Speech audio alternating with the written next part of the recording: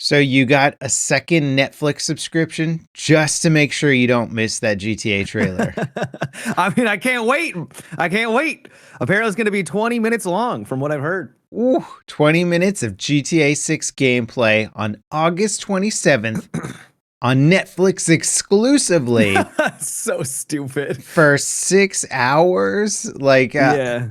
This is one of the weirder promotions I've seen. Like, I totally get streaming platforms needing their exclusive content to get you to subscribe. All of them do it. It's why we subscribe to them.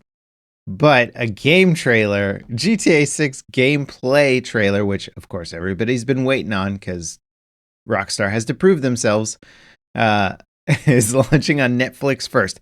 That's going to get leaked on the internet within seconds, if not just live streamed. It'll be live streamed immediately to the internet, to it will, yeah. YouTube, Reddit, wherever. Yeah. It depends on, I'm sure Netflix is going to be coordinating with like YouTube though, and be like, if anything of this pops up, you better flag it and you better bring it down instantaneously. I will say, I don't know how much your foot's in the YouTube world these days, but if I post a Rockstar trailer in a news video or something, man, their DMCA like flags are flags aggressive. It instantly. Yeah, wow. I'll get old news videos where it's like, that's from like 4 months ago. And it's like, you used a Rockstar footage in this. We're going to flag it. They're so obnoxiously aggressive with it. Even for a trailer? Like, why? Well, yeah. Well, also, it does fall under the fair use category, so you can push back on it. But they just auto flag it, and then you have to like fill out forms and do all this crap, and you're like, man, these guys suck. Like, they're really aggressive. I mean, they're trying to protect their intellectual property, but yeah, for stuff like that, especially for it's just a trailer. But for this upcoming one for Netflix, people have been saying like, oh, streamers are gonna stream it, and I'm like, they're gonna get banned. Like, there's no way. Yeah. I would ever touch that 6 hour anywhere in that. I'd talk about it. Yeah, not worth it. It's not worth it. It's 6 hours. It's 6 hours. Just let it ride. Watch it then after, or if you're gonna show it, watch it after the fact. Yeah. Because it's not worth getting in trouble with. Yeah. Netflix. Do you think they're gonna deliver on this 20-minute long gameplay trailer? Because we were talking about this before, and they were. Part of the concern is that they have intentionally held back direct gameplay so far. And when a game is doing that, sometimes you go, okay, well, what's wrong with it? Is it like, are we losing FPS? Is it going to be locked to 30 FPS? Because the graphics are insane. They seem to have proven that. But usually with such a graphics upgrade, you go, okay, well, we're still kind of running it on older hardware nowadays, especially on the console side. What kind of FPS we looking at here? Yeah, I expect it's going to probably be pretty impressive. It is Rockstar, and they've delayed the game. And while who knows what's been going on behind closed doors, because apparently they've been having some problems with, people wanting to unionize, and I'm sure that's caused issues with production and everything.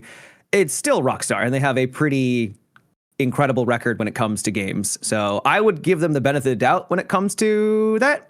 But yeah, I'm also worried about the frame rate. I mean, we'll see. If it's 20 minutes, which I think was a leak. If it truly is 20 minutes, they're going to be showing off more than I think cinematics. I'm guessing we're going to get like a 5-10 minute segment of like, hey, we're walking around in the world. These are things you can do, and we're finally going to see what the game is going to be like. Which it's about time. Yep. The hype is building. The hypening. Yeah. You know what? Speaking of hype, Speaking of games, you play the Wardogs alpha playtest this weekend. I did not play the alpha playtest this weekend. Pretty good. It's fun. Yeah, it's pretty good. So it's under NDA for gameplay capture and like screenshots and stuff like that. You couldn't stream or anything like that. You could only just play. Okay. But we can apparently talk about it, and I would like to talk about it if you would like to talk about it. Let's talk about it. I did play the earlier one. Oh, did you? Okay. Yeah. Were you able to make a video on it and everything? No. Oh. In fact, I'm not even sure I'm allowed to talk about that earlier on. But with our knowledge combined, we can piecemeal something together. Yeah. Game is super cool. So I feel like the only way to get started with Wardogs is to describe what it is, because I feel like a lot of people are going into this and a lot of people are like, oh, it's going to be like the next Battlefield because it's got destruction and vehicles and all-out warfare. It's going to be like a sandbox. And it is those things in a way, but it's not a Battlefield game. It is closer, I would argue, in terms of pacing and what people are going to like be like, whoa, this is way slower than I was expecting. It's more like Squad or Hell Let Loose or Arma. It's further in that category than it is Call of Duty or Battlefield. Where would you say it lies on the spectrum? Because that's such a big range. So it is. Yeah. Have you played a lot of Arma Reforger? Yes, I played a decent amount, but not like an insane amount. Okay. So the pacing, okay, so the reason why I wanted to preface that is the entire pacing is slow. Yes. And the game mode, very simply, is King of the Hill. There is a giant circle in the center of the map. And if you are in there with anybody on your team, if you have more people in that center circle, it adds a point to your score, and it slowly adds up to 100. You get to 100 for your team and you win. The way that you can manipulate that is there is a smaller circle inside of there that is bouncing around. And if you're inside of it, you count as 2. So if you've got 5 people in there, it counts as 10 people in there, right? And so that really helps you get more points to eventually win. That's the game mode. It's a fun concept, and it works. Yeah. I like the concept. Yeah. It does work. The thing is, though, is that everything in this game incentivizes you to stick with your squad and not die. Yeah. Or if you do die, wait to be revived. You spawn 3 kilometers. 3 kilometers to 4 kilometers away from the action. And you cannot instantly spawn back into the action for a majority of the time. There are one way, and we'll get to that later. But so you spawn in, you get a loadout, and then you have to drive or fly in a helicopter over to the action and do that every single time that you die. Now, you might think my first reaction was, holy crap, this is wild. Like, this is going to be a big turnoff for some. And it will be, but there's a lot of systems in place to try to make that less painful. So because of this system, they've got a bunch of incentives for transport. You have people that are literally, all they do the entire game is they're in a helicopter and they're ferrying people from the back line to the front line over and over and over and over again. Yeah. And the way that they incentivize this is because if you don't do that, you're going to just straight lose the game. But there's a money system, and the money system is where I think the spice of this game really lies. Everything you buy, every loadout, every weapon, and everything costs money. So if you get a really decked out character, you've bought like the best weapon, the best armor, you got all the attachments, and you're fully decked out, it costs a lot of money. And so if you go in and you just go gung-ho and you're trying to like solo kill everybody and you die, you just lost all of that money. Yeah. Right? Yeah. And so because of that, it incentivizes risk reward, which is really fun, but also to stick with your squad. A lot of other Arma games or squad games, if you go off on your own, you're penalized because if you die, you have to go back, and there's like the time of just moving back towards the action. But in this game, you're penalized with cash. Yeah, with your gear. It's amazing how it adds that almost extraction shooter like loot goblin mentality, where you're just like, I need to keep all of this stuff. If I die, I lose it all. It took me forever to get it.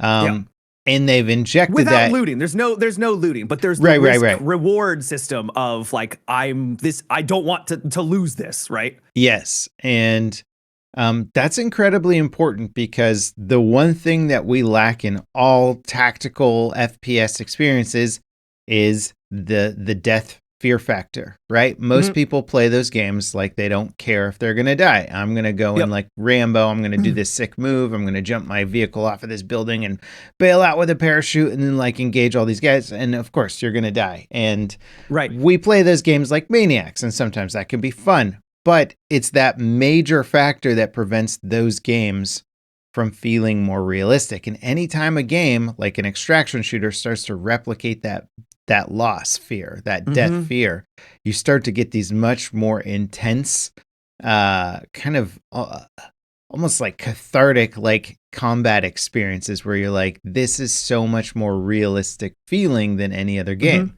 If you watch a video of it, you'll be like, well, it looks just like any other FPS. Why is this more real? because you don't want to die to an extent that is like 50x more than any other game. Right. So them injecting this to a game that otherwise is sort of the Battlefield-ish, Arma-ish formula is huge. Because even though Squad and Arma have those factors, like you mentioned, they're not as extreme. The factor is usually a transport delay factor where you're like, okay, well, I'm not going to be in the combat for that long. They've added not only the transport delay, but the money delay where you've invested a lot into this spawn. All of a sudden you bought the expensive sniper rifle or the really cool assault rifle and all the armor so you can be in the front lines or whatever, or a vehicle or something. Yeah. So the money system, I think, is what makes this game unique, and I think it could propel it and bring a lot of people in and keep people engaged much longer than maybe some other more tactical, realistic FPS, because it really does give you that sense of tension. So to expand upon what we were talking about, so you have this risk reward, right? And so if you did play it like any other game, you get taken out, like that sucks. But in this, so it incentivizes you to actually stick with your squad, because now you don't want to die and waste your time, but you also don't want to lose your money. And then they have all these systems that incentivizes you to actually stick together because of the money. If you transport someone to the front lines and they jump out, you'll get a bonus for that. They can even tip you for it. Like as you drop out, you're like, hey, thanks, driver. And you can like spam the button and you can give them like $50, right? If those players then go and kill someone, the driver gets rewarded for it. It's super cool. It's super cool. If you revive, anyone can revive. So like in these other games where you have like one person who's a medic, and it's like, that's the only person who does it. And so most people just like, there's no medic nearby. I don't care. I'm going to go out. If you die in this, you can wait like 5 minutes just waiting on the ground and try to wait for someone to come on over, because you don't want to lose that loadout. And so everyone can revive, which means everyone is your friend, right? Everyone can, because they also know that you don't want to lose your loadout because it's going to hurt the team. You don't, so. And it makes everybody kind of equally responsible, where you all sort of have that medic role, as opposed to like, oh, I'm feeling benevolent today, I'll play the medic, And it's like, no, you're all responsible and you can all revive that dude who died in the middle of the field like an idiot, There are classes, and so there's better ways, because it takes a long time to go through the basic revive. It takes like 15 seconds or 10 to 15. It's really long, and you can't do it really in the middle of battle, right? But at least there's a way to get people back up on their feet, which I think is fantastic. So if you revive someone and they go kill someone, you get points again. So it's like, there's all these systems where, and this is something I really love, is this will appeal to, I think, a wider audience than most tactical games, because there will be rewards for people who maybe don't necessarily just want to be on the front lines. They want to go and build a base. You can build a massive FOB base that will absolutely help your team win with, as intricate as you want it to be. And you're just Bob the Builder the entire time. Another person's coming in and dropping off resources and then going back, right? And he's just caravanning people that they just like that play style. The guys that like to go and play what is it called? The simulator games, the road truck simulator games, right? Sure. It's basically that, but with combat, right? It's all these systems to keep people actually working together, other than just we want to win. When they first showed off their trailer and gameplay and explained, just even on the topical level, of how their point system worked, that's what I gravitated to. Out of everything they showed, I was like, this is huge, because it's been my gripe with Battlefield for the longest time, is them having a point structure in the game that really doesn't properly reward people for playing their roles or doing the things that they... You just get higher on the scoreboard. Yeah. Well, you can abuse the system too. And so often in Battlefield, the point system teaches you to play against what you should be doing to help your team win, right? Like there's a lot of ways where you can like spam revives in the middle of combat where you're ultimately not helping people or something. Everybody's just getting killed. You're just doing it for the points. You're just farming points. You're throwing ammo at people that may not need ammo. You're doing a bunch of weird, or you're glomming onto that capture point with the ball of capture people, right? And you're just going around in circles capturing. You're like, it'd be better if you broke up and hit more points. You're not helping capture this point. So Battlefield has never been able to figure out their point structure incentive system to get people to play the way that they want. And I've always been annoyed with it because I see solutions there and they seem to have very little interest in pursuing a deeper point system. This game is like, hey, we recognize that. We want people to play in a certain way. We're going to specifically design our point scoring system to incentivize people to do things like be a helicopter transport pilot, a mechanic that is even in other games like Squad or whatever, where people still do that all around, is not properly incentivized or rewarded. Yeah. In Battlefield 5, you could build all these fortifications and stuff, and it would give you points, but they didn't really contribute. There wasn't like a deep connection between it didn't feel like you were fortifying a base at all. Yeah, or really contributing. You could build a base and then somebody else could just kill you and then take your base. And you're like, did I just build a base for them? You know, like none of it really made any sense. In this game, they're like, let's think about all of that for every class. And especially with the revive thing where you get points not just for the act of reviving, but if they survive and then go kill people and do stuff, they give you points for playing smart. And anytime you do a thing that helps your team, you get points for it, and not just for that like one initial brainless action at the start. It's like, no, you have to do it smart. If you build a base in a terrible spot and everybody who spawns there dies immediately, you're not going to get a lot of points for that. But if you build a base in the smartest location and people rearm there and they get all their stuff and then they go in and they do really well and they capture the objective, you're going to get a lot more points for that. So it really rewards the smart, truly helpful gameplay, which again, just I've wanted that for so long, and no game so far that I've played has really nailed that to an extent, you know? Yeah. What's cool too is how the class system works, because it's completely sandbox. You have a special gadget slot that you can put your like bigger kind of role defining gadgets, like the hammer. The hammer is what allows you to build the bases. There's 3 different versions: small, medium, large. The large one allows you to make like really incredibly like big structures very fast, but it costs more money. Getting back to the whole risk reward system. So if you bring in the big guy and you get killed, well, now you're down some money, right? There's defibs and an RPG, and those are all things that you would see in Battlefield. But like you said, you can bring an RPG and a ton of meds with you, and you can kind of be that guy that just goes around and bandages people, but also maybe takes out the tank. And then, you know, if things get really hot, you have an SMG that is more specifically for the medic role. But you've kind of created your own sort of multi-class, right? And that's cool. The sandbox, I felt like was one of the strongest aspects. Build a fob, build these locations wherever you want, have the playstyle that you want. And I really liked it. I did have some concerns though. Yeah. Let's hear them. So the one is first of all, it's not really concerned if it depends on your outlook. The one is, this is a lot slower than I was expecting, which is fine for me because I like slower paced gameplay. I'm, you know, getting older and I'm not all about the crazy movement or anything like that. But I think a lot of people, when they initially saw the trailer, were expecting it to be like a Battlefield. And hopefully I've illustrated throughout this that it's significantly slower, and it punishes you for being for rushing in. And I think people, when they're like, I just died, I have to buy another kit and then I have to go right back, like I have to drive or fly back in every time, like that's gonna be a bit of a deal breaker. And if you don't have a team helping you out in that situation, that's going to be even worse, where you're like, wait, we don't have a chopper pilot or a guy running trucks back and forth. Crap, now I got to figure out a way back in. Yeah. Right. And I had a couple of games where no one built a fob, and I didn't feel like anyone was coordinating to build a fob or like an actual base, because you can only build within a fob. And that costs a decent amount of money. So there's going to be some growing pains. So that's one. It's not really a concern, but it's like you got to know going into it that it's going to be a little slower.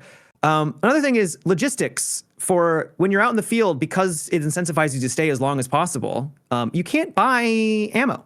You can't just go somewhere and get rounds. So you have to rely on someone to bring ammo from the base and drop it off. Yeah. And that system felt clunky because I didn't really know how to relay information to the pilots like, hey, I need this at this location. Yeah. Apparently you can like mark it on the map and that will like let the pilots know, but I didn't know that because I don't think in the tutorial it tells you. Well, and also this is like a whole bunch of people playing the game for the first time and being like, how do we do all this stuff? You know, like a month in, it might be like, obviously the logistics system is incredibly well designed, duh, you know, but you don't know what you're doing yet and nobody knows what they're doing yet. So, yeah.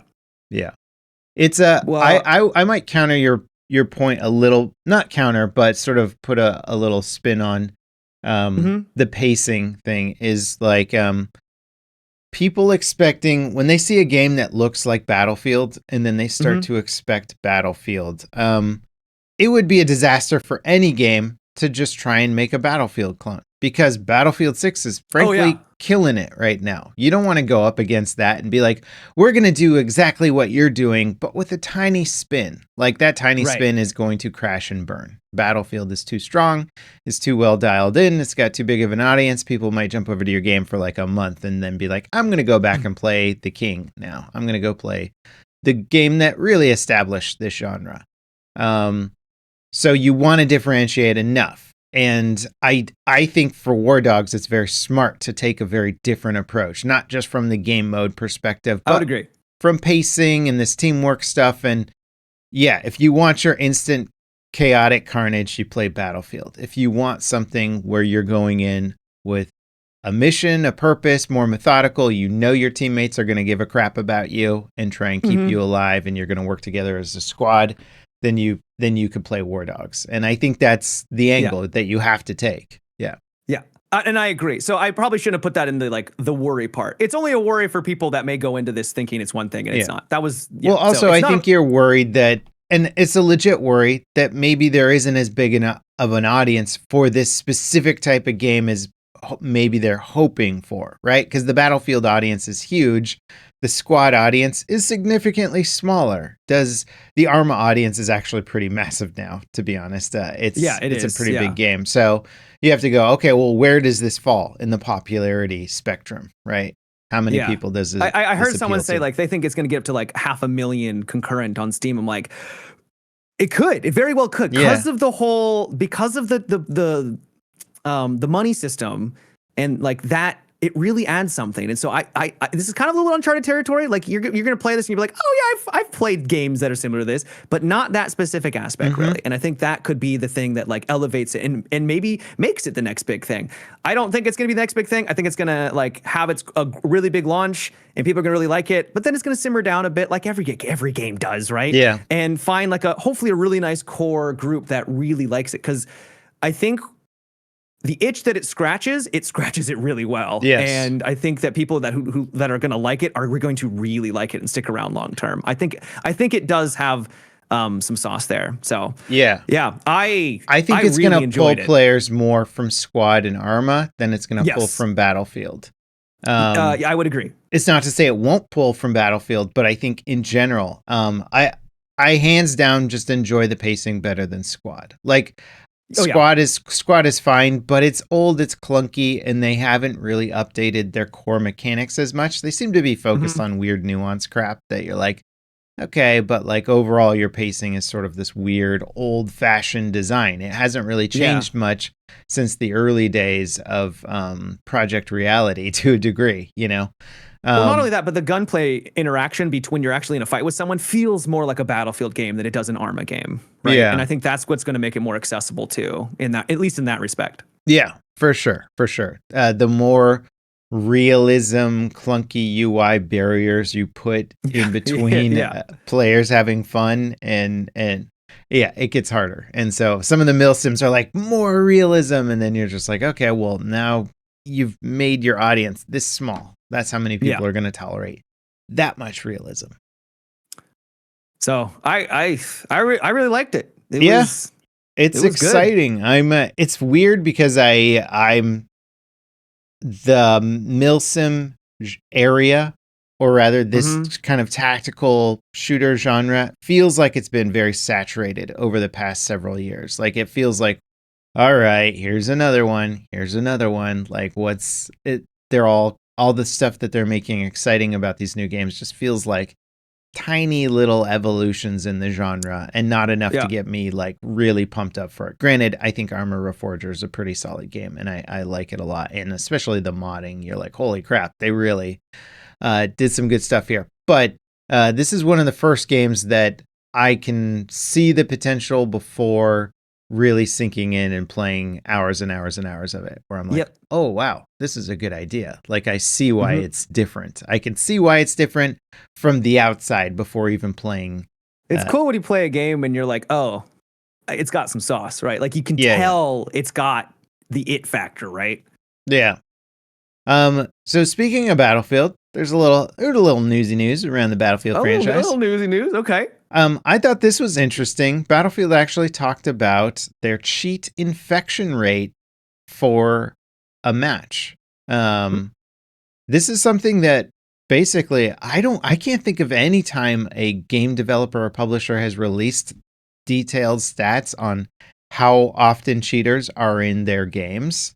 Because on one hand, they might just not know, because that's a difficult stat to put out there. But on the other hand, they don't want to tell the public because they're like, we don't want you to know that there's actually this many people cheating in our games. BF6 mentioned that they had a cheat infection rate of 5.52% in June or in July. And then it went up to 6.5 in June, but they sort of mentioned it because they were expecting it and they were testing some systems and stuff like that. Yeah. And that they blocked over 200,000 cheat attempts in June alone. Damn. 5%'s a lot, but it is. That's, at least they're being transparent about it and they're doing something about it. Yeah. And 5% means that if you're in a 64-player game, there's a cheater in that game. Potentially. Most likely. Yeah. Or more than one cheater in that game. So the thing is, though, is that when you play Battlefield, do you feel like when you're playing Battlefield, it's just riddled with cheaters? Because I know the Battlefield makes it hard to know exactly, especially if they're being subtle about it. Because you could be on one side of the map and the cheater could be on the other, and maybe you interact with them once and you're like, oh, that was a really good kill by them. Nice shot. And then you go about your day because you're now on the other side of the map again. But yeah, it doesn't seem like Battlefield has been plagued by it, at least. My guess would be that egregious cheats are getting much easier to detect. I've aimbotted everybody on the map and killed the whole team. Instant ban. Yeah. That's really that can be detected much quicker now from their little algorithmic cheats where they're like, there's no way somebody should be hitting with 100% accuracy. That's like old school cheats when there was no good anti-cheat detection tools and stuff like that. Where they're detecting it not on the software level, but on the game data level. So that anti-cheat detection has gotten a lot better. So egregious stuff, I think, gets banned really quickly now.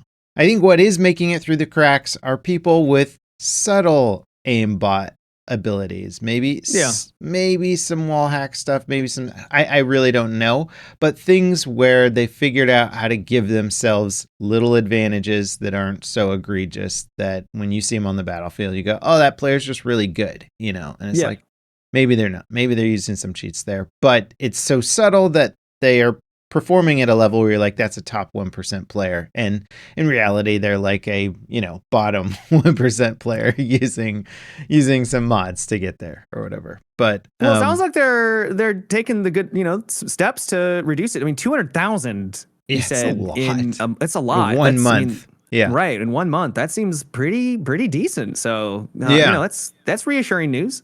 I'm happy that they published these stats because it's interesting, because there was that guy who made that very well viewed Tarkov video a while back where he kind of concluded, and this was very napkin mathy, because he doesn't have the back end stats and nobody does really, but his napkin math for Tarkov was that about 30% of the player base was cheating. Well, I don't remember that. I don't remember it being that bad, but holy. I thought that's what because he went in and he did the wall hack wiggle, right? Wiggle, that's why I was wiggling back and forth. And so he did it with players that he couldn't physically see, right? Because they were behind walls. And I think after doing enough tests, he concluded that it was about 1 in 3 people had wall hack cheats on in Tarkov. And you were just like, holy crap, that's huge. I think after that, Tarkov took the cheating a lot more seriously. I think it did damage to their game. I know a lot of people were like, turned, because like why play it if you know that, because a game like that has such a big high risk high reward, like why even bother if you've got that large of a problem? I would not Yeah. want to play a game. I mean, even 5% cheating in a game with that highest stakes would aggro me as well. You know, I mean, Yeah. Battlefield, So. it's less aggro-y because for the most part, you're dying 20 times a match, you know, like if one guy's a little suspect in a death here or there, you're not like, it's not the end of your day. But in Tarkov, if you got all this amazing gear and one dude who's cheating kills you, that's one taps you. Way worse. Yeah. Yeah. So that was interesting.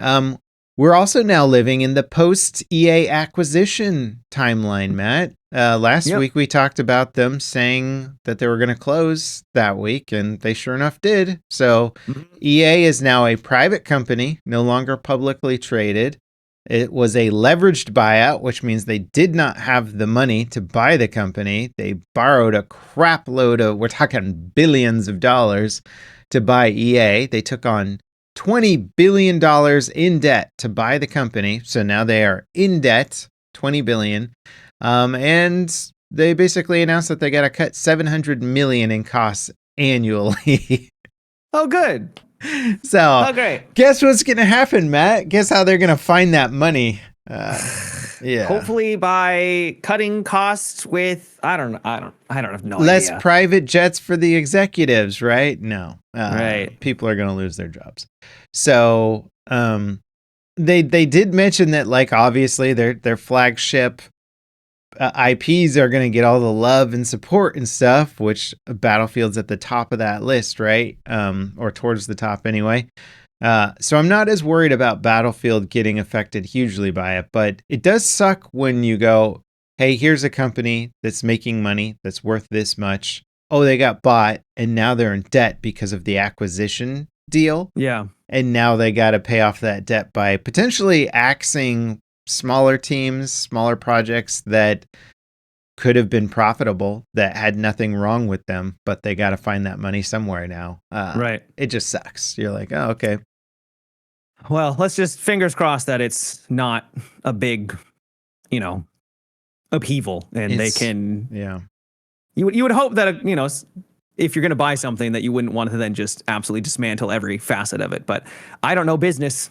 I'm just a live streamer, so it's really tough. Know. Yeah, it's tough. Hopefully there's some ways to cut costs there that are efficient, but you never know. Yeah. They've been cutting, all industries have been cutting jobs. So to have them do another one that's beyond just industry cuts, but also acquisition related cuts, you're like, great, Yeah. Speaking, real quick, yeah.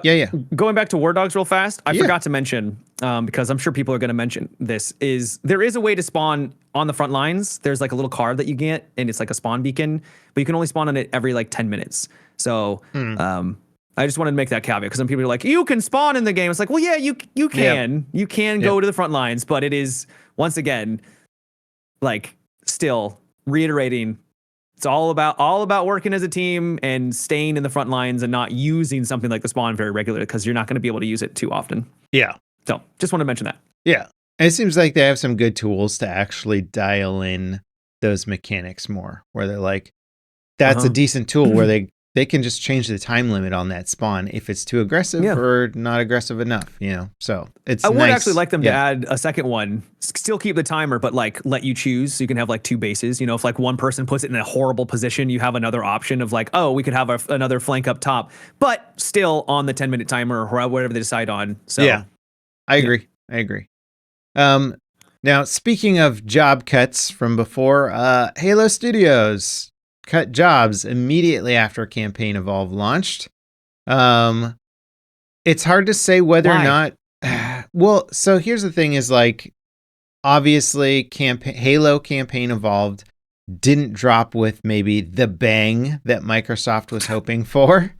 It's not to say that the game took a loss. We don't actually know. It could have broke even. It could have been slightly profitable. It could have slightly lost money. It doesn't seem like a catastrophic failure by any means, but it's not like some mega hit for Microsoft. And that's pretty clear. And I hope they weren't expecting it to be, because it ultimately is a remaster without multiplayer and a fairly short-lived experience. If you play it from start to finish, you're not going to be coming back for a lot of seconds and thirds, you know. My interpretation was that they were getting comfortable with the new engine, or a different engine that they normally used, right? Yeah. And getting their team up to speed and getting them ready for the next Halo game. But I don't know. Well, they cut jobs. They didn't shut the studio down. So I know. No, I know. I know. Yeah. Apparently there were a bunch of production problems with it, and it didn't go as smoothly. And apparently it wasn't just UE5. So I was kind of mistaken a little bit in my knowledge of this, and I don't know if they even mentioned what they were doing until recently, but it was like a hybrid of like a BAM engine and UE5, and that's what caused a lot of issues. And then they apparently outsourced a whole bunch of the development, and then that outsourcing was really bad, and they had to like redo it all anyway. So they had all these like dev issues, and that was sort of cited in this, but I don't know what Microsoft seems to really like to outsource a lot of their stuff. I mean, obviously I'm not there and I don't know, but it's like they don't seem to value having veteran knowledge and building a studio that, you know, is growing and growing and growing internally so that they can work past this stuff faster. Because if you have to keep teaching outside help to solve or make the game, like, you're never getting that, like, there's a word for it, you know? You're not getting like that foundation that you would need to like make You're not games. building an experienced enough core team that can solve all the problems. Right. I mean, they still are, but you get what I mean? You get what I'm saying? Yeah. And it's hard to know because most studios, big or small, use outsourcing to some extent. Absolutely.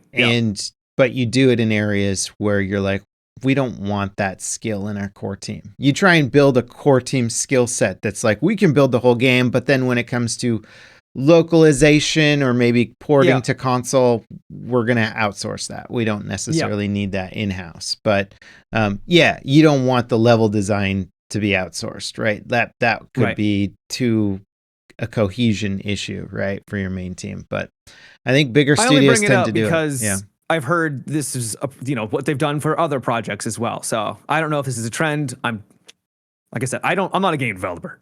There's going to be more up your wheelhouse than me. Yeah, it's always a challenge. I mean, having any team work remotely is always a challenge. And just trying to figure out how to work that in. Everybody wants to create a flexible development process where you're like, oh, we can bring these guys in and do this, and we can have parts that are disconnected, and then that becomes simpler in some ways, but complicated in other ways. There's never a perfect solution, and it's impossible to say if they did or if they made the right choice here or there without actually being on the ground floor, unfortunately. But it's tough because you want Halo to be a big franchise for Microsoft, and it seems to be constantly underperforming. And it kind of feels like it's on its way out as like a heavy hitter to a degree. Oh, I think it's been on its way out for a while now. Yeah. I think everyone, like, they know Halo, they like Halo, but they're not like looking forward necessarily to the next Halo. Yeah. It doesn't carry the same weight that it used to.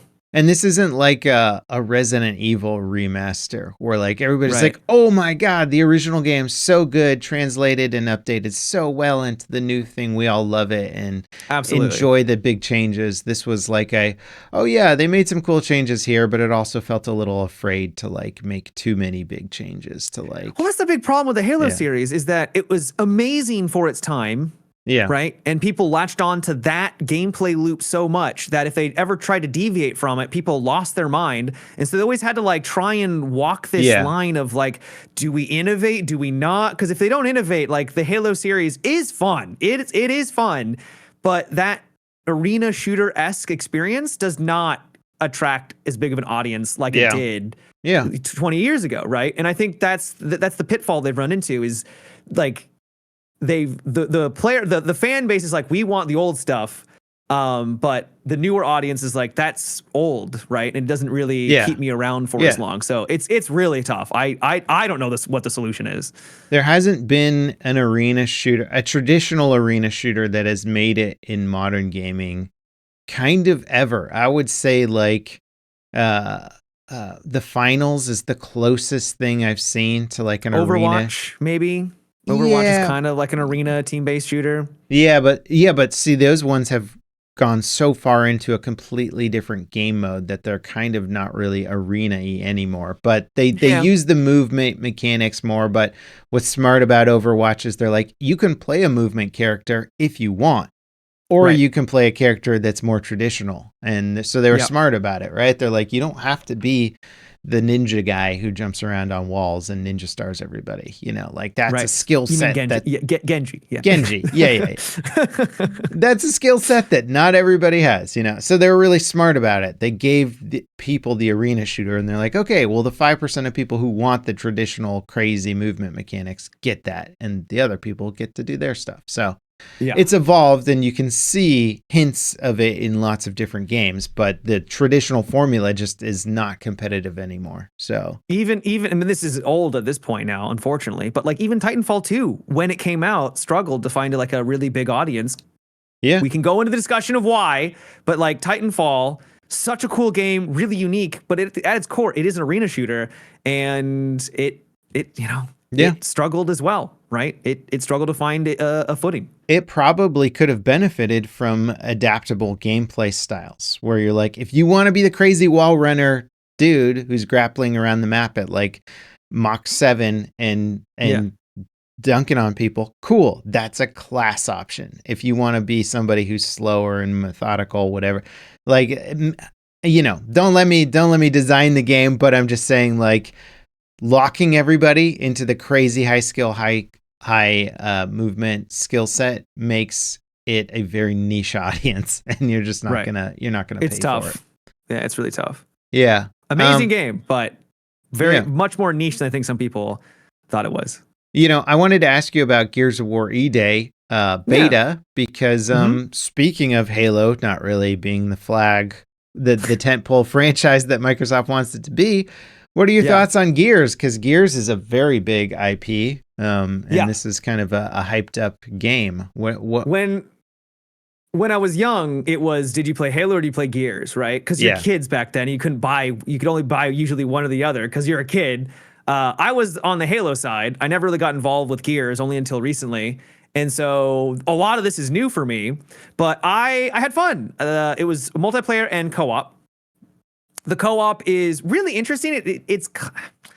It sort of feels like a drop in, drop out, but I don't really think that it is. There's like 3 teams on a kind of a wider map, and you have to go around and accomplish side objectives and the main objective, and then you complete all of those, or just the main objective, and then you extract. And then when you extract, you get a resource, can't remember, it's like weapon parts or something, that you can then use to level up your characters, that you can then bring in like better gear or upgraded stuff to like kind of customize it further, right? So they're trying to add some progression system to the Gears co-op system, and it was fun, shooting locusts in the face and shotgunning, and big boss would come up, you take that out as a group.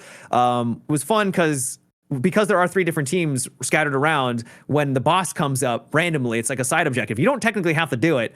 Everyone like comes together to take it out, and it's like, oh, that's pretty cool, right? Like, so it kind of gives you the sense of you're with a bigger force, right? Like you're actually trying to fight the good fight. So that was cool. Multiplayer is a sweat fest.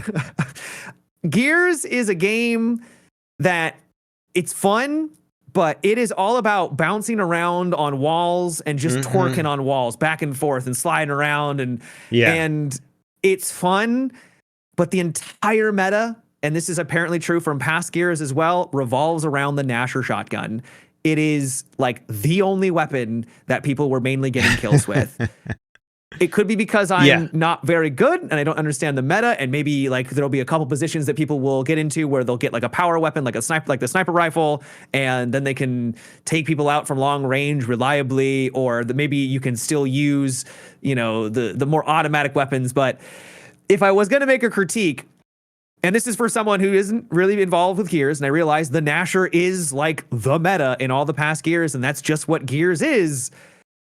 After like 6 hours of playing, I was like, okay, this is exhausting. And only having this one gun to really feel like it's, the viable weapon. It eventually was getting a little old, right? So that was a little bit of a letdown. That said, when you run in and you shotgun a guy in the back and the other guy tries to round the corner on you, when you blast him around the corner and his other third guy rounds the corner, you slide and you blast him in the face and you get 3 kills like that, it is incredibly satisfying. And I think that's why people love it so much, right? Is that moment to moment, like out skilling them, right? So that is cool. Gears multiplayer, I've never played it personally, but I've always looked at it and been like, I'm so surprised that this is a big hit or was a big hit. Because it looks clunky beyond all reason. Like all the it wall, is a bit clunky, yeah. The wall grabbing and sliding and all that stuff where you're just like, for somebody who primarily prefers first person shooters where there's no wall cover mechanics involved, just having that freedom of movement and then needing a sticky system, where you're needing to detach and hit the right buttons at the right time. Every time I've tried that, and I have done Gears single player before, and it's fine in a single player environment where I'm not feeling quite as pressured to be as fast and quick and methodical with that. But in a multiplayer environment, it just feels like an extra layer of rules that are almost unnecessary to an extent where you're just like, I guess we're just playing an FPS or we're playing a shooter, but with all these sticky movement mechanics that I have to now learn and they're weird and the animations do weird stuff in CQB when you're like, oh, I'm on a wall, but now I'm not on a wall. Now I'm doing all this. And you're like trying to track animations that are being all janky and stuff. And it's weird. The wall bouncing and the sticky, system is how you express your skill. It is the thing, like you can get better with shooting. Obviously, accuracy is always going to play a role, and being able to track people when they're doing that is going to be a skill set. But I really think that if you want to get better, it's just going to be about the movement. Can you bounce from thing to thing to close the gap to be able to then get close enough to shotgun them, right? Or bait out the shotgun blast so that you can then get in and blast them, right? It's kind of that little bit of, checkers kind of, or chess kind of situation. So that will be appealing to some. It will be absolutely not appealing to others. And I don't think it's been performed poorly. I think it ran well. I didn't really have any issues. I've seen most people are really excited about the E-Day beta. Yeah. People were genuinely excited for this. So I'm not trying to be a negative Nancy. It was just, if you're someone who's maybe looking for a little bit more variety in the weapons, I found in the beta, and it could just been because it was a beta, that it was just Gnasher the entire time, and works for some. Yeah, because otherwise, if shotgun and CQB isn't the meta, then you don't have that push up, close the distance mechanic as important. Everybody's just holding their angles, and you're sort of stuck in these angle wars. It's a good point. You know how bad those third-person games get where you're like, well, if I push the angle, I'm dead. And if he pushes the angle, he's dead. So we're all just going to sit here and hold our angle forever, and then nobody moves. Right. So, but if you have a tool that can allow you to get in there and blast them in the back. Yeah. Well, cool. I'm glad you had fun with that. I'm curious about it. I'm debating playing it when it launches, but I'm mainly looking forward to the single player and the co-op. I'll probably dabble with the multiplayer and have some fun, but it's not like my main. I'm not playing Gears necessarily for the multiplayer, because the movement system is just like, you have to really invest time into it. I do love the world building and the animations and the graphics. That game has always hit very well in all those categories. And speaking of, because you were transitioning to like, they want this to probably be a hit. I think it was smart for them to go for a prequel, because if you went with like Gear 6 and it's like, well, I've never played a Gears of War game, why would I jump in now? Well, it's a prequel, so you get to experience it, a new story that is literally the beginning, and you can jump in now, right? You're not going to be left behind. This is going to be new for everyone. You don't need that knowledge from the past, right? It's hard when you have a franchise that's like over a decade old, and you're like, don't you guys remember the first thing with the thing and that? And you're like, no, I've No, never I don't played. actually. Yeah, I don't know. Why are these alien things here? What's going on? Cool. Well, in the Microsoft vein of things, we've gotten a little more information about Project Helix and sort of what Microsoft is doing. It seems like they're really trying to unify all their eras of Xbox gaming, and so they're currently working on a system to get 360 games fully compatible. Which is all the way back. Yeah, I know. Which is an interesting idea. I do like the idea of their next console being a super console where they're like, yeah, you can play stuff from the OG days, Yeah. That's a cool idea. I don't know what's going to happen with the Xbox brand down the line, but the idea of it being less restrictive, is neat. I want consoles. I don't want to have to be able to have my old N64 to play the original Smash Brothers, Yeah. I love that game. It's fun to go back to it, but man, like having that old hardware and keeping it around and maintained and figure out how to hook it up to a modern TV and whatever. Like that's just something that's annoying, and it's going to become a big blocker for many. But having less barriers to play the old school games the way that they were more or less meant to be played or seen is cool. I don't know if that'll be a major selling factor for the platform, but it does open it up. And it's one of the benefits of, like, say, Steam that so many gamers enjoy is that it's not too hard to go get these old school games that have the same game is selling on Steam that was selling a decade ago or 2 decades ago or not 2 decades. When did Steam come out? I think maybe not that long ago, but yeah, maybe almost 2 decades ago. When did Steam drop, man? It's been around for a while, but you know what I mean. 2003. Okay, holy crap. Yeah. We're old now. 2 decades ago. You could get your same Steam games. So Microsoft has seen the value there. I hope it's not too little too late. I want Xbox to remain we need competition. We don't want them to die. We do. You know who's not going to die? Nintendo. Holy crap. Okay, Nintendo. Right. So the whole industry is like, the modern gaming industry is so tough right now. Fire everybody. Profits are down. Console sales are down. All this stuff. Nintendo's like, no, profits are great. They've been up. They're 150% profit increase year over year. Wow. They're doing fantastic.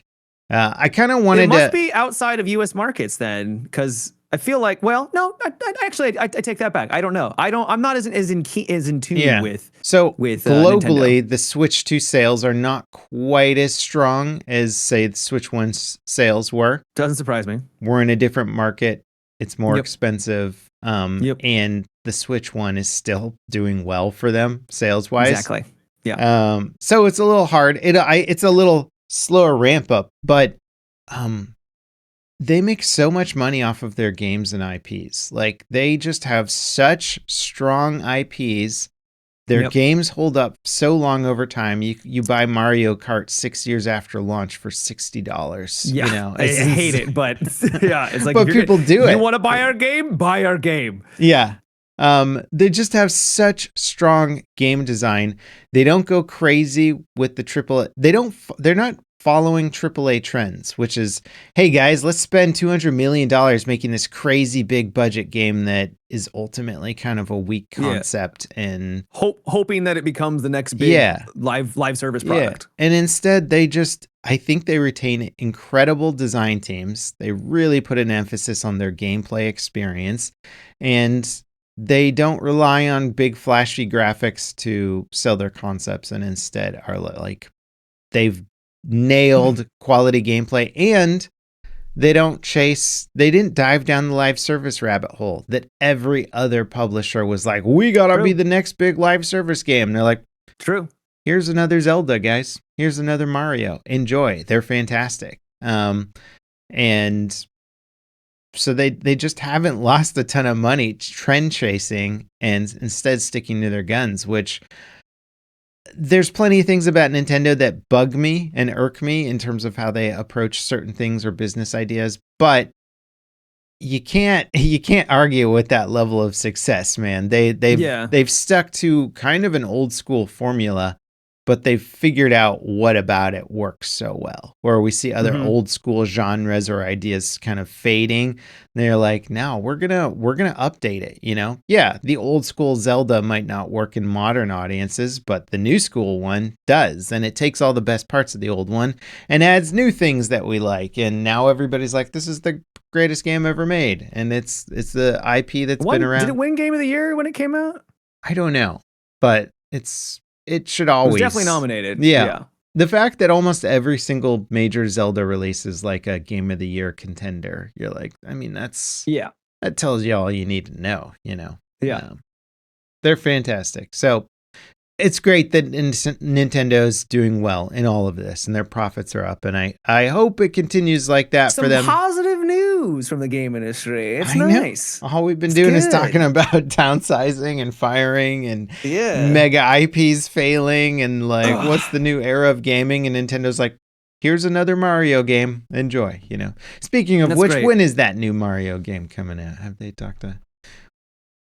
Now, decent transition. Yeah. The Pokemon developers made Beast of Reincarnation. Have you heard anything about that? You may have seen advertisements for it. I've heard about it, yeah, but it's not really my genre of game. But yeah, so it's not Pokemon. Doesn't look like Pokemon. Has actual graphical fidelity to it that would be more attuned to a more modern, audience. And it follows a character. I think her name is Emma. And she is unique in the fact that she is able to slay, I can't remember what they're called. I only played it for a day. But she's able to slay these creatures, these things that have been corrupted by the taint, as you do. But the thing is that she is tainted herself and she has no heart, which means she has no emotions, which means she talks like a robot. Not actually like a robot, but like monotone, no emotion, literally just flat the entire time. You've got a cute puppy, a dog that's really big and it fights with you and you can like Expedition 33 where you can you get like all these different abilities and you can do it in the middle of battle and then you can kind of like pause a little bit. It's like real-time pause a little and then you can react to that, which is cool. The combat's probably the best part. But from what I've heard, it gets very repetitive because the enemies I've seen in the beginning. No? I did play it. Okay. I played it for 6 hours. Yeah. And I was excited to try it because I like parry games. It's, combat swords and it's kind of sort of, I wouldn't say Souls-like, but kind of like Nier or Stellar Blade. I almost said Stellar Babe. Stellar Blade. Should be called Stellar Babe. Tomato, tomato, right? Tomato, tomato. Stellar Babe, the offshoot. It's more like those games where it's action oriented. And so it was fun. The parrying's really forgiving. So you're just, ping, ping, ping, ping, get your other attacks in. It was fun. Man, the story is so dull, though. Like, it's just monotone character talking to monotone character. And I get she doesn't have any emotions, right? I understand that. But holy cow, you would think that after 6 hours, there would be like a hint. It seems like they're setting up some really cool ideas. Like, oh, she has no emotions, but she's going to become more human. And we're going to get that, like, that joy of she now gets the human experience, what it means to be a human. It didn't, in the 6 hours I played, there was no hint at all of like that happening, right? I'm like, there's got to be a kernel, there's got to be some hook here. And there was no hook, except for if you look up in the sky, you die. Sorry? Yeah. Just if you look up in the sky, you die. It's a mechanic. There's something in the sky that kills you. Don't know what. It will just kill you.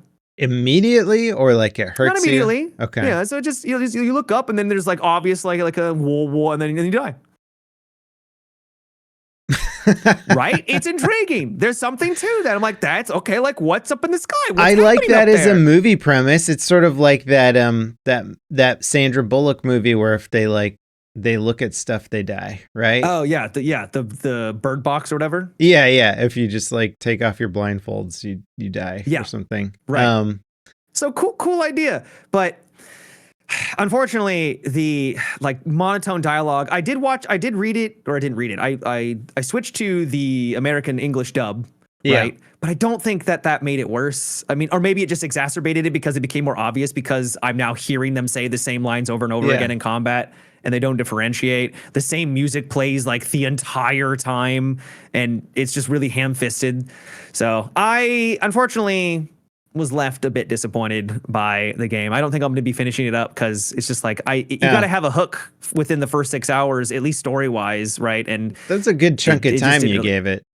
Yeah. That's unfortunate. There's I think there's like a little bit of there's some faults when you mix movie and game ideas together, where a movie can have a emotionless character for an hour and a half if it's like a character study or an interesting plot.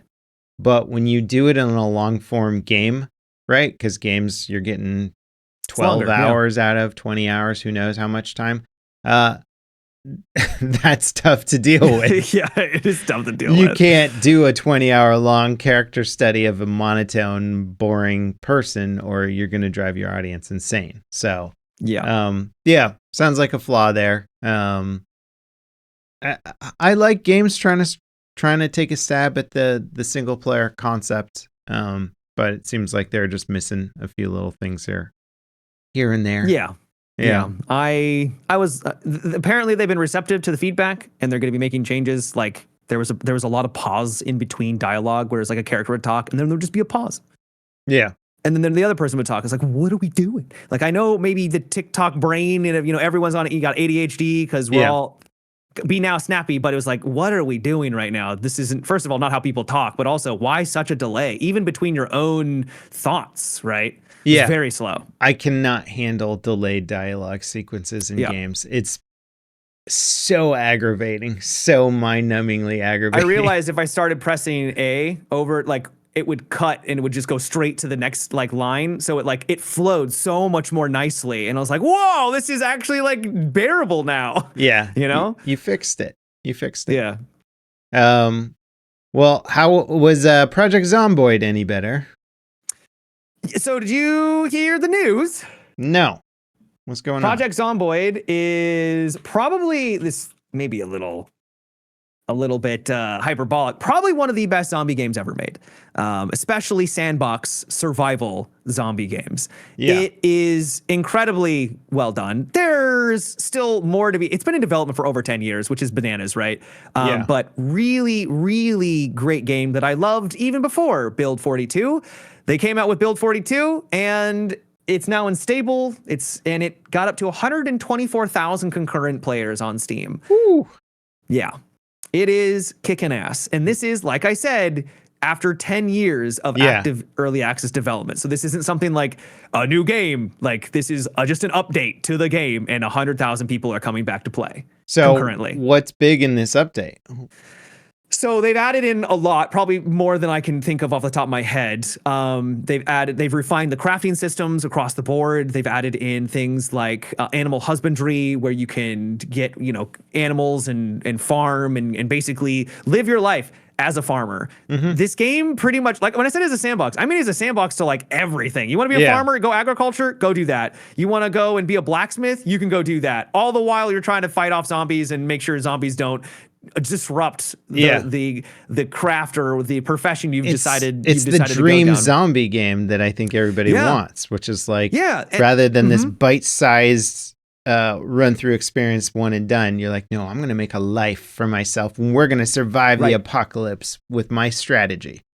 Right. Yes. And that is, I think, what makes it so appealing is once you get past that, it's slow, like it's 100% slow. But if you can really role play, like, oh, I would like to make my base here, and how can I make this work? Where am I going to place, my refrigerator or the food supply so that I don't die? Like, and it's great. So that was updated, I believe, for Build 42. It's been in development for so long. The unstable version. They completely overhauled a bunch of the buildings around the map, and it looks so much better. It looks mint now, where there's a lot more detail in the world, and the buildings look more realistic. realistic. It's Right, still a right. top-down isometric. You know, the graphics are not the thing that's selling it. But it like you go back and look at Build 41, and then you go to Build 42, you're like, holy cow, right? Yeah. Like before, they just look like boxes. Now there's brick and really intricate details. It looks. It goes a looks long very way. nice. I love isometric games, and I love isometric artwork. And the difference between good and bad artwork there is huge. Yep. You know, like either you're loving the visuals or you're kind of like, these are fine. You know, you're just dealing with it. Yeah. So that for me has been really nice because I played the unstable version, which is basically Build 42. So I've sort of experimented with this for a while now. I like that they call it unstable and then stable. You're like, unstable. It's like, it's early access for early access. Yeah. That's what they're doing, right? It's like, okay, you can do that, but I think it's smart of them to honestly to put it there because people don't. Early access generally is kind of like beta in a way where you're like, yeah, this is a beta of the game, but it's sort of stopped meaning that with so many games that are really polished in early access. So you're like, I need to communicate to you guys that this game is early access in the full sense of that. We're letting you play a barely functioning version. So sometimes you just put it in the title. Unstable. Yeah. They also updated the lighting, so the lighting looks now a lot more natural and it's gorgeous at night. Like it looks fantastic. Really impressed. So just basically overhauled a lot of systems, quality of life. It runs really well. It's just a really fun game. I've been going back and getting addicted once again. I need to stop because it's like you just keep thinking about Project Zomboid. I had a dream the other night of Project Zomboid. The next update, because of course this isn't the end, is when they're going to start adding in, I think, NPCs, and you're going to get NPCs added to the world. I have no idea what that's going to entail. Yeah, but that's apparently their next big That's push. A cool idea. Yeah. Yeah, because right now it's a world devoid of people. Yeah. It's just you and zombies. And it looks like one of those games that they could keep working on forever, you know, Yep. where they can just keep adding cool features. And you're like, this is the most in-depth zombie game you'll ever play, you know? Yeah. So if they play their cards right with the merchants and they don't make them feel awkward, having like merchants or having like NPCs raid you, right? Like you build your base and all of a sudden out of nowhere, maybe some bandits show up early game, you know, and they try to take you out, or a big band shows up, or you've got merchants that you can sell items to, or maybe you can recruit some people to work on your farm so you don't have to be there the entire time managing that, because it can get very overwhelming with how many things and how many systems there are. To have an NPC maybe assist you, this is speculation. I have no confirmation that any of this stuff is going to happen, but yeah, NPCs, if done correctly, could be a really cool addition. Sounds awesome, man. I haven't played it yet, and part of it is that I know I'm just going to sink hours and hours and hours into it because it's exactly what I would want from a zombie game, essentially. Yep. You know? It's like, I want a strategy. I'm going to survive, and I'm going to use my strategy, and it's going to be so good, and I'm going to live forever, and this is how. Because you watch the zombie movies, and you're like, don't do that. Don't do the thing over there. This is what I would do. This is the game that lets you do that. It's like, all right, do the thing you want to do. It's like, it's a fantastic idea. And then you take a car out to go explore because you run out of resources, and you stumble across what you think is a fairly abandoned warehouse, and you enter the warehouse and there's a swarm of zombies inside that you didn't realize in one of the rooms, and now it's pitch black and you have to run for your life, and maybe your character trips and falls, and then things go poorly. You know, that's the game. It's cool. It lures you into all the same situations that you see the characters in the movies do. And you're like, dang it, now I'm the person in the movie. I get That's what makes it fun. Yeah. I think last week we talked a little bit about, I managed to loop Star Citizen into the podcast a little, talking about the instancing approach to how they want to run missions. And so, long story short, Star Citizen's working on an instancing system, which was a little controversial at first because, well, I'd say it still is, in that it sort of segments part of the persistent universe into these smaller chunks so people can run their little 4-player co-op missions or whatever through them. but it also seems like one of the few ways to actually do their whole giant theme park experience that they want with the game. So they did a live stream last week of this Siege of Orison, which was a big FPS event, as a 4-player co-op instanced experience. And they did it on some private Star Citizen servers, which players were a little annoyed about because they're like, show us on like your normal server system. Don't show us the fake stuff. Don't fake it. Yeah. Don't fake it, guys. And it was buggy. It was quite buggy, and what I don't want to like bash CIG for showing us work in progress stuff, because I like seeing work in progress stuff. It is just disappointing to see the instanced version of the experience, while looking technically better than the non-instanced one in terms of how many bugs, still seeing a whole bunch of bugs that I think a lot of people were attributing towards bad server performance. And then you're going, wait, these are on internal servers?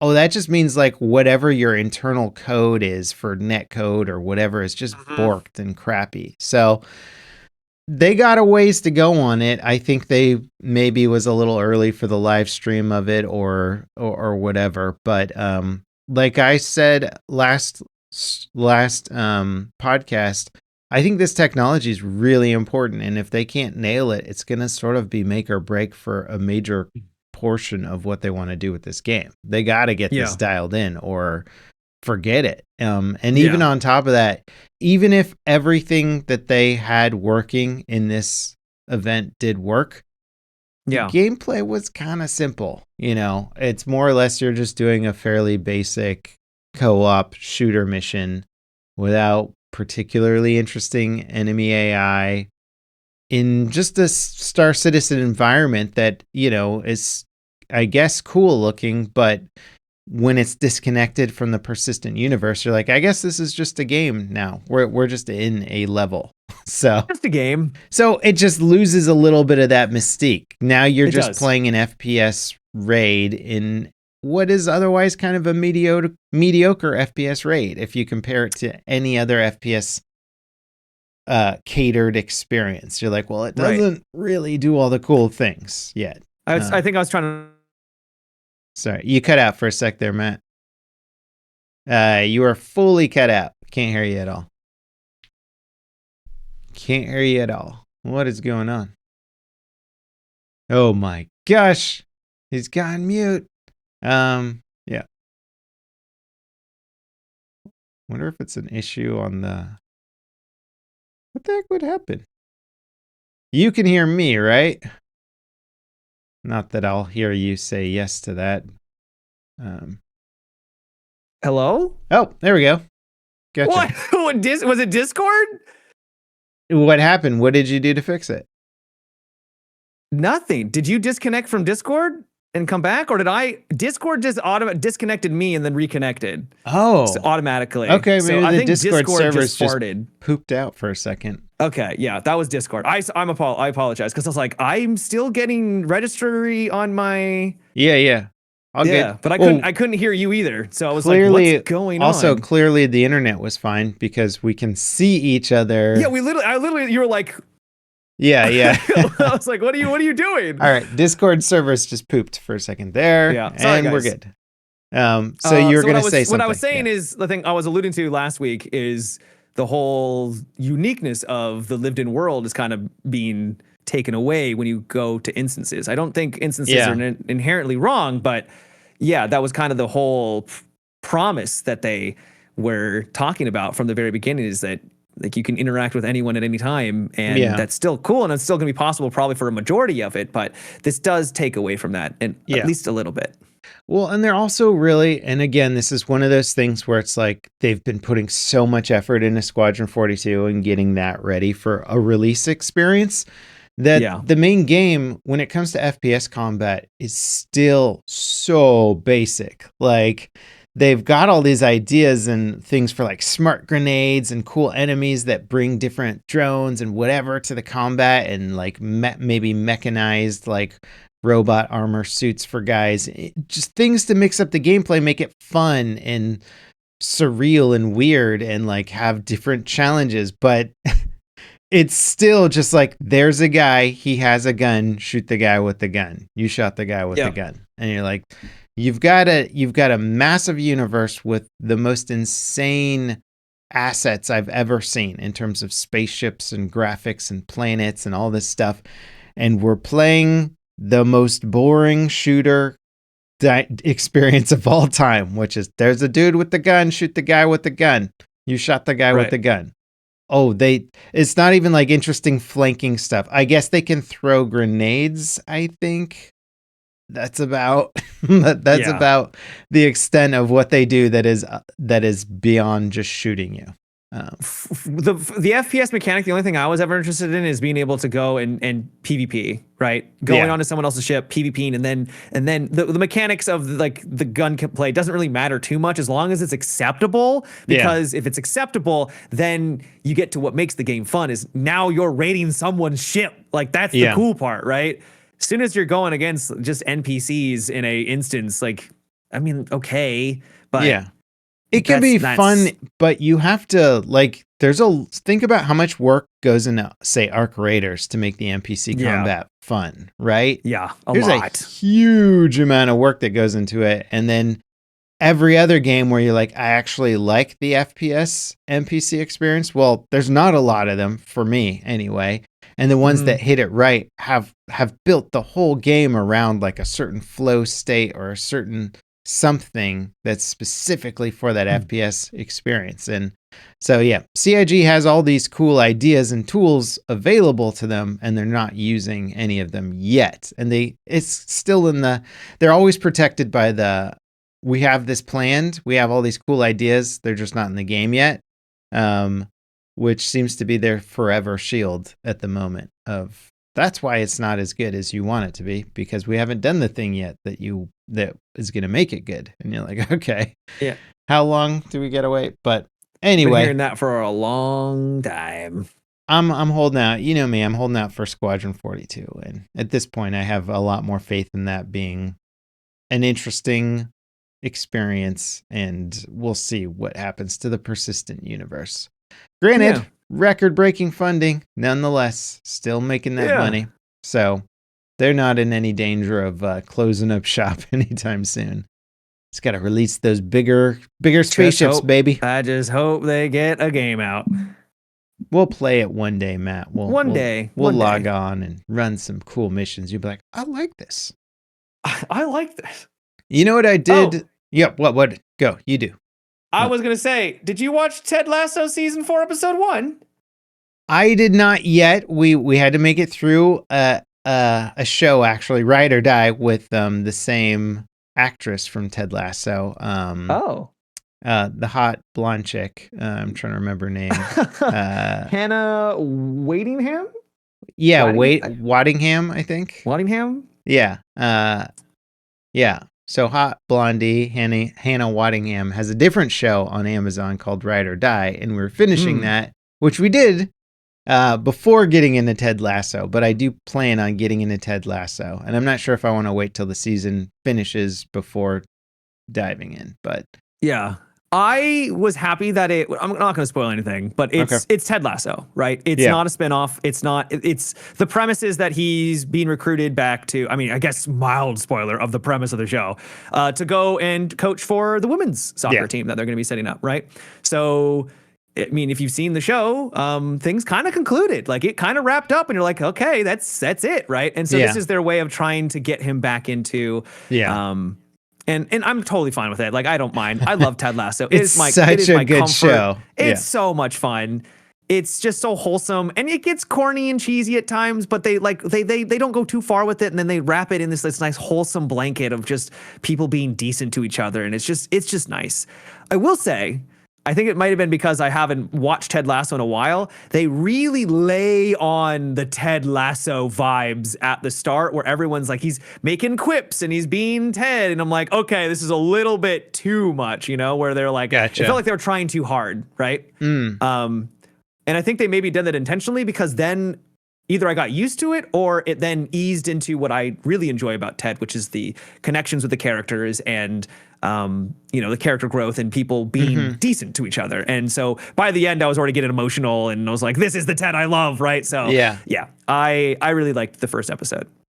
It's I'm very excited, but also apprehensive because the first 3 seasons, is that how many it was? 3 seasons, yep. Are kind of like sacred to me. Or it's just such a perfect show in a way where you're like, this is such a perfect show and it's not relying, it's like one of the few shows, and maybe it started a new genre of shows, but I don't know. Maybe more shows will try this. That's really not relied on like horrible drama as the hook. It's like instead, it's not that characters in it don't have their flaws and they don't have to come over stuff, but the show is about character growth positively, you know? And becoming a better person of themselves. Yes, so many other shows are about characters degrading and then exploding. Horrible things happening. Yeah. Or dealing with it's just like trauma therapy or something, where it's just people just in tons of trauma and angst the whole time and then like maybe making some progress or something. But like, there's so few shows like Ted Lasso that are just about people getting better and like the characters are great. It's fantastically written. And it's like, by the end of it, you're like, I feel good now. I feel happy about this. Like, it doesn't leave you in this like dark, like, oh, that was so sad. Like, so, and that's hard to do. I'm not going to say that's an easy show to write or produce. It's got to be incredibly hard, but somehow they did it. And you're like, wow, a wholesome show that is fantastic in every way. It's solid. Can't wait to watch the next one. Ride or Die with Hannah Waddington was all right. I thought it was decent. It was cute. It wasn't, Ted Lasso. It wasn't 10 out of 10. Okay. But it was a fun little adventure. Kind of spy agency stuff. Nothing particularly new in the narrative side of things. It sort of follows. She's an assassin who works for this covert assassin agency, but they only assassinate bad guys, right? They're like an assassin hotline. Yeah, it's a little John Wicky in that sense, but the idea here is that the government, I guess, turns a blind eye to them because they use the agency. Of course. When they need to, make a hit that's off the records, right? Off the books. Right? Yeah. So that's kind of how they exist. But then her agent is like best friends with this other woman who's kind of like just sort of a housewife type character. She's a little more than that, but like that's sort of the vibe that she gives off, which is like, oh, I go shopping and that's the most exciting thing during my day. So one person assassinating heads of state, the other person like, oh, I crocheted this thing, and like and they're best friends, and that's right? The dynamic. And so that's the dynamic, and it's fun and it's cute and it has cute little heartfelt moments. It was decent. Little contrived at parts and didn't quite have the emotional hits that I think it was going for, but a fun watch if you need a little, like a not bad show that's a decent little popcorn flick. Fair enough. Yeah. Then we wanted to watch a movie and there's nothing nothing recent that I wanted to see. I do want to see the new Spider-Man movie, but it's still in theaters, and so is the new Odyssey movie. So we haven't seen those, but we did get around to watching Hamnet because that one. Hamnet. Have you not heard of it? No, I've heard of Hamlet. The actress in it won Hamnet. best Right. actor. She won best actor for it or actress. Do they still diversify it, or it's like you need an actress and an actor? I think. Wait, so it's also, isn't Hamlet? Okay, William Shakespeare and his wife celebrate the birth of their son, Hamnet. Yeah. However, when tragedy strikes and Hamlet dies at a young age, it inspires Shakespeare to write this timeless masterpiece, Hamlet. Oh. Yeah. Oh, so it's okay. All right. Well, then there you go. Okay. Yeah. That's the premise. as far as that, we started it up and like for the most part, my wife and I are pretty done with like dead children movies and shows. Yeah. We're just like, Right. there was an era in which they still do it, but there was an era in which all the shows were like, oh, my kid's dead. Yeah. Let's deal with the drama. It's of depressing it. because of And course it's depressing yeah, as it yeah. should be. They rely on it. Once you start paying attention to it, you will find like half the shows are about people with dead kids, and you're like, come on, man. It's an easy hook to make people Yeah. invest. Right. Yeah. But going into this, we're like, all right, you ready for a dead kid movie? Gotta stop saying that, bro. I know. That's what it is, though. It's what it is. You gotta stop saying that. Yeah. So nonchalantly. Yeah. I mean, based around real events, I don't know how accurate all that. Like, it's a drama based around real events. Right. Incredibly well acted. Everybody in it is incredible. I can't remember the name of the actress who won Best Actress for this, but she's incredible in it. The end of the film is so moving, so well done. It's really, really interesting, and it's less about Shakespeare in a way than it is about his wife and their son and sort of grief, but tied into an incredible combination of like them trying to deal with it together and how it affects their marriage, and also how Hamlet comes out of that. The play comes out of that, and yeah, an incredible ending sequence to the film that I was on the edge of my seat for. You're just so gripped for. So that's impressive considering I didn't think it would. Yeah. Okay. Cool. Yeah. I recommend it if you're in the mood for a serious film that is enjoyable.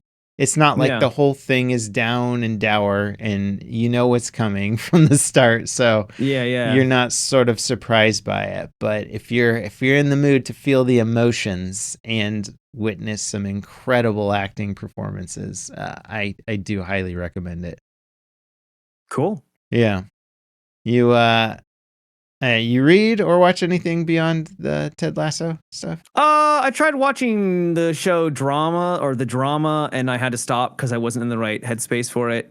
Okay. So I don't want to speak on that. I mean, it's Robert Pattinson being the goat that he is at acting with Zendaya. So they did a great job, but I was not in the right headspace for that movie at all. So okay. Oh, it's a movie. Yeah. I didn't try that one. Yeah, it's a movie. Cool. I played Rocket League, or I didn't play it. Actually, I taught my son how to play Rocket League. So I played it in that sense of just like doing a little bit of the showing controls. The controls.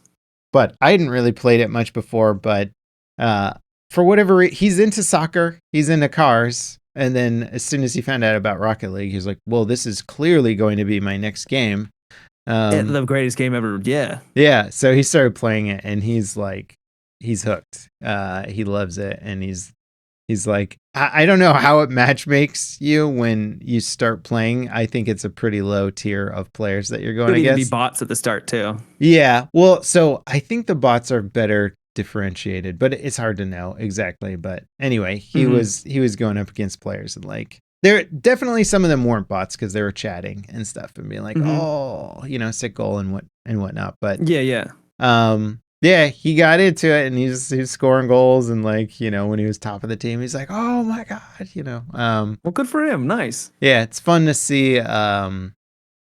Well, it was interesting for me to see the game and like it's so simple but so brilliant at the same time, and the skill ceiling of it is insane. It's astronomical. One of the highest skill ceilings in the industry. Yeah. When you see a pro player like flying through the air, controlling the ball with the car, and you're just like, what's even happening right now? And then you play and you're like, I hit it that one time. I can bump it. I can do that. Yeah.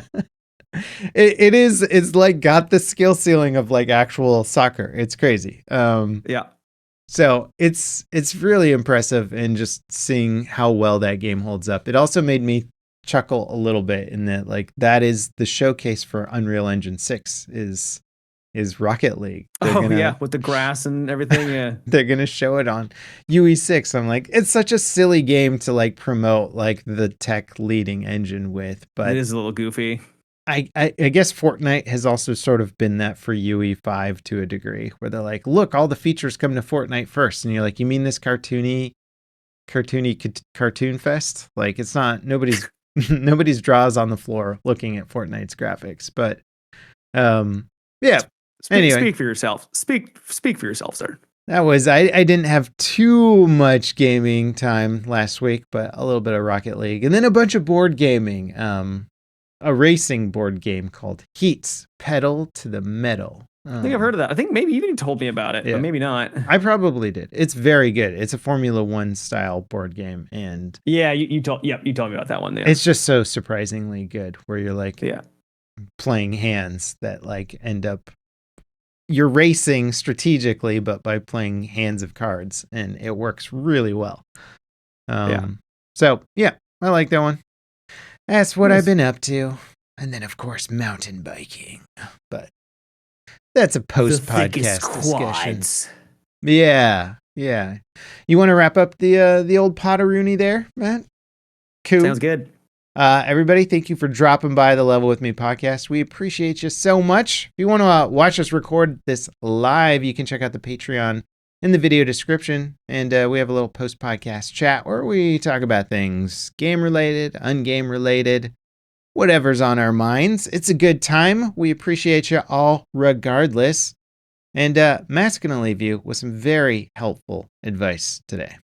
I'm going to sound like a broken record because I'm sure I gave this advice before. Nope. But this is a little close to home on this one. This weekend, and a couple days before, I was just in a funk.